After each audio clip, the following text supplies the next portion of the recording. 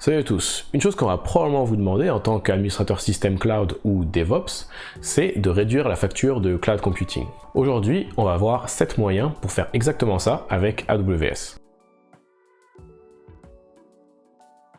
Bienvenue sur Cocadmin, moi je m'appelle Thomas, je fais des vidéos toutes les semaines sur le sujet du Linux, du cloud et du DevOps. Plusieurs fois dans ma carrière, j'ai travaillé avec des entreprises qui commençaient à utiliser le cloud. Et au début, c'est merveilleux, tout se passe bien, les premiers bénéfices sont visibles instantanément, les machines sont disponibles immédiatement, etc. Mais quelques semaines passent, et là, c'est le drame. La facture vient de tomber.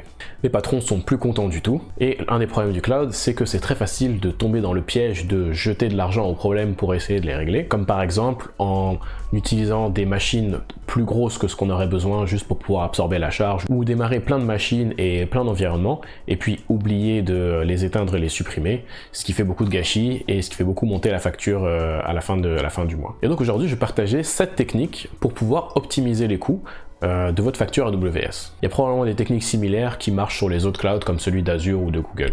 La première astuce, ça va être d'utiliser les Reserved Instances, donc les instances réservées. Et une instance réservée, c'est une instance tout à fait normale, sauf que on va prépayer une partie, ce qui va nous permettre d'avoir un rabais au prix à la minute. Et si on utilise cette machine assez longtemps, et bien à la fin du mois, ça va nous revenir moins cher. Donc c'est probablement la manière la plus simple et la plus connue de réduire un petit peu ses coûts sur AWS. Mais ce qui est un petit peu moins connu, c'est que vous pouvez réserver des familles d'instances. Donc c'est-à-dire si vous prenez la famille C5 par exemple, c'est des instances qui sont optimisées pour le calcul de CPU. Si vous réservez une instance 4x large, vous pouvez aussi utiliser 2 instances 2x large, ou bien 4 instances x large, ou même 8 instances larges, et tant que ce sont des instances dans la famille C5, votre réservation pour une 4x large va toujours être prise en compte, et vous allez bénéficier d'un rabais sur un prix à la minute sur les instances de type C5 que vous utilisez. La deuxième astuce pour économiser sur le prix des instances, c'est les spot instances. Les spot instances, c'est des instances exactement comme les autres, à la différence que ces instances peuvent être éteintes à tout moment par AWS. Donc en échange, vous avez un prix qui fluctue en fonction de la demande. Donc si par exemple vous êtes dans une période où il n'y a pas beaucoup de demandes, peut-être par exemple le week-end ou le matin en fonction de votre région, le prix des spot instances va baisser parce que pas beaucoup de personnes utilisent ces instances, donc Amazon préfère vous les vendre moins cher plutôt que de juste pas les utiliser du tout. Mais dès que la demande aurait augmenté, c'est-à-dire que dès que tout le monde, tous les clients d'AWS vont avoir besoin d'instances, et bien là le prix petit à petit de l'instance va remonter jusqu'à ce que ça atteigne un prix que vous avez décidé.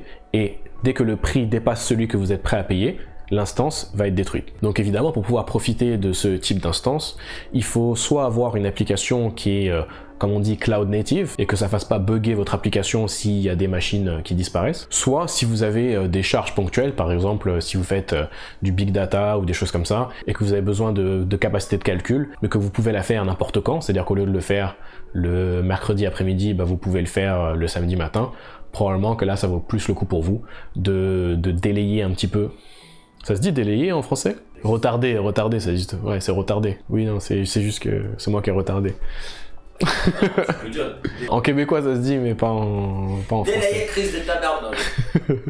Qu'est-ce que j'étais en train de dire? Ça peut valoir le coup que vous retardiez cette charge au week-end avec des spot instances, vous pourrez économiser pas mal d'argent. Les grosses infras c'est bien gentil, mais parfois on a un petit service ou un petit projet personnel et on voudrait éviter d'avoir à payer un serveur entier, même la plus petite instance d'un serveur, ça va quand même coûter quelque chose comme 15 $ par mois, quelque chose comme ça. Et une manière d'éviter d'avoir à payer ça, c'est d'utiliser Lambda. Donc Lambda c'est le service d'AWS de serverless, et donc si vous pouvez adapter votre application pour Lambda, vous allez pouvoir payer juste à la requête. Donc les prix de Lambda, c'est à peu près 1 centime pour 100 000 exécutions. 100 000 exécutions, ça correspond à une exécution chaque minute, de chaque heure, de chaque jour pendant un mois. Et tout ça, ça va coûter juste 1 centime.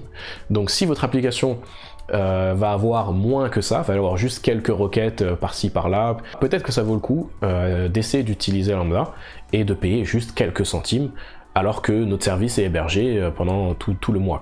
Quatrième petite astuce, toujours pour les petits projets, c'est d'essayer d'utiliser DynamoDB. Donc là encore, c'est pas forcément toutes les applications que vous allez pouvoir convertir à utiliser DynamoDB, mais si c'est quelque chose, par exemple un projet personnel que vous commencez de zéro, ça peut valoir le coup de s'y intéresser parce que les prix à bas volume sont vraiment très faibles. Par exemple, les coûts, ça va être autour de 6 centimes pour 1000 écritures et 1 centime pour 1000 lectures avec 25 gigas de données totales gratuits. Donc si vous avez une application qui a très peu de volume, très peu de requêtes, probablement que si vous utilisez DynamoDB, ça va vous être gratuit ou presque gratuit, vous allez juste payer quelques centimes. Pour la 5e astuce, on va parler du service S3 qui permet de stocker des fichiers. Et une des fonctionnalités du service Amazon S3, c'est de pouvoir activer la fonction de serveur web. Donc vous pouvez mettre des fichiers, donc par exemple des fichiers HTML, JavaScript et des images dans un bucket S3 et désigner ce bucket S3 comme étant un site web, et S3 va servir ces fichiers. Il va vous donner une URL que vous pourrez utiliser pour héberger un site web.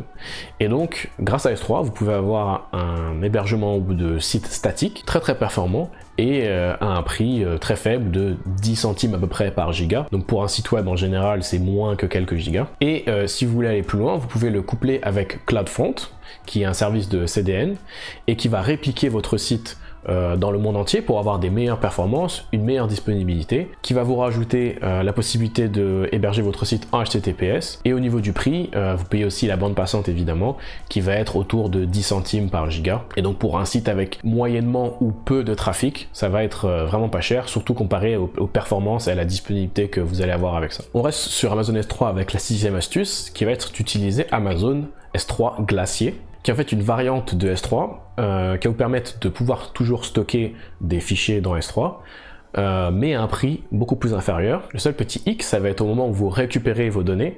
Là, vous allez payer plus cher que une récupération normale de données sur S3. Mais si c'est des données que vous savez que vous allez y accéder très peu, ça peut valoir le coup de les héberger sur S3 Glacier, comme des données d'archivage ou de backup par exemple, qu'on veut avoir, mais qu'on va probablement jamais ou très rarement accéder. Amazon Glacier, ça peut être une bonne façon de faire des économies quand on a beaucoup de données à stocker.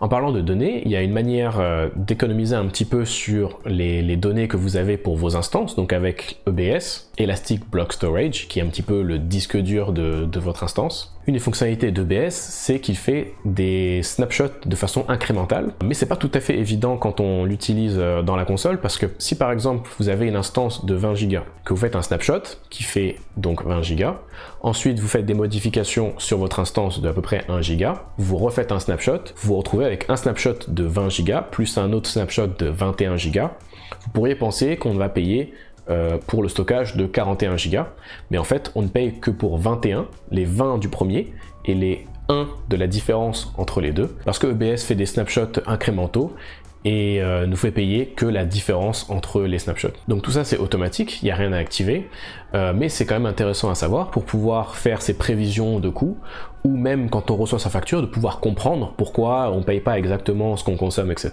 Et la 8e astuce bonus, c'est une autre façon d'économiser avec EBS, ça va être d'utiliser les disques durs classiques, donc mécaniques, qui sont plus lents, qui ont des moins bonnes performances, mais qui sont aussi moins chers.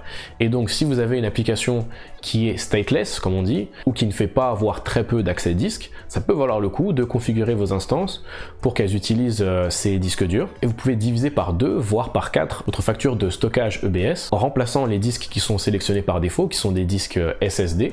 Donc les SSD s'appellent les GP2, c'est ceux qui sont par défaut, mais si vous choisissez les ST1, voire les SC1, qui sont des disques avec des performances encore moins bonnes, mais qui sont encore 2 fois moins chers, c'est une façon très simple de faire des économies avec possiblement aucune perte de performance pour votre application si elle n'utilise pas le disque dur. Et donc le cloud est très flexible et permet de faire des grosses économies par rapport à un hébergement traditionnel, mais est-ce que c'est toujours la meilleure solution? Et pour savoir dans quel cas ne pas utiliser le cloud, je vous invite à voir cette vidéo. Alors attends, la vidéo elle va être là. En fait non, elle va être là, je sais pas, bref.